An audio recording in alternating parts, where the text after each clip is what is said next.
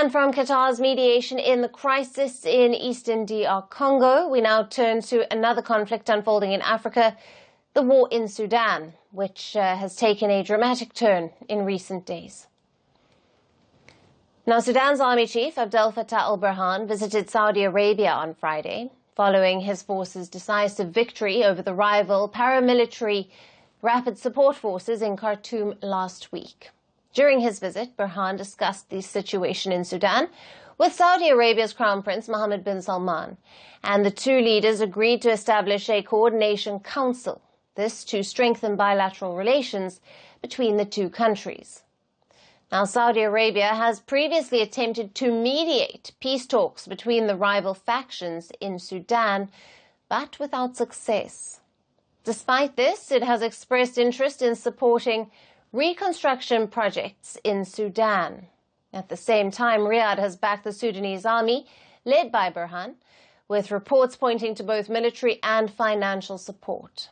Moreover, Saudi Arabia has also rejected the formation of a parallel government by the RSF, the paramilitary force which is allegedly supported by the UAE, one of Saudi's main competitors in the region. Now, Burhan's visit to Saudi Arabia, followed by the army's recent military gains after driving the RSF from most of Khartoum earlier this month, as a part of the two-year battle for control of the capital. The military has since reclaimed key locations, including the presidential palace, the airport, markets, and other strategic sites. Over the weekend, the RSF leader, Mohamed Hamdan Dagalo, acknowledged in a speech that his forces had withdrawn from Khartoum. However, he vowed to return to the capital with greater force and determination. Dagalo also dismissed any suggestion of negotiations or agreements with the army, saying those who believe that such talks are underway are mistaken. Meanwhile, Burhan has pledged to continue fighting the RSF until the paramilitary forces surrender their weapons. The atrocities committed against our people and the bitterness that these criminals have inflicted on people, their images, sounds, and renewed wounds give us no options in settling with these criminals and their supporters.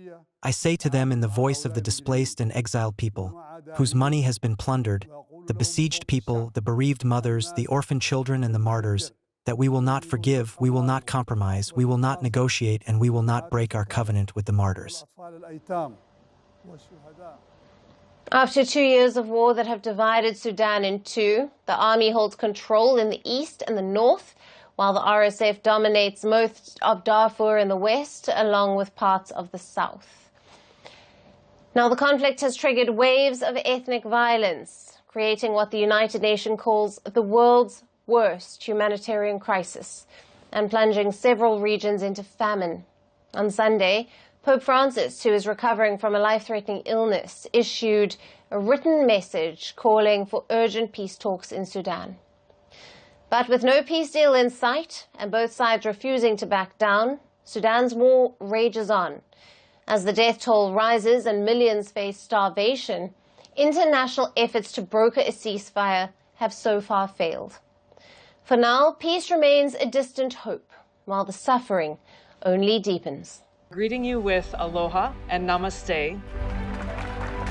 I love India. Presence, occupation of a territory by another country pertains to India, what we saw in Kashmir.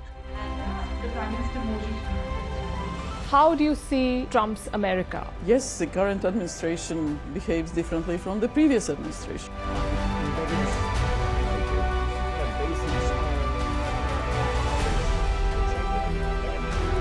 Are you saying that there are foreign powers who are trying to bring down the current government in Syria? Exactly. Iran, maybe Russia too. Prime Minister Modi committed to South-South, cooperation. Not over 50%. Is Ukraine prepared to pay the price for that peace? No compromises at the cost of territorial integrity and sovereignty.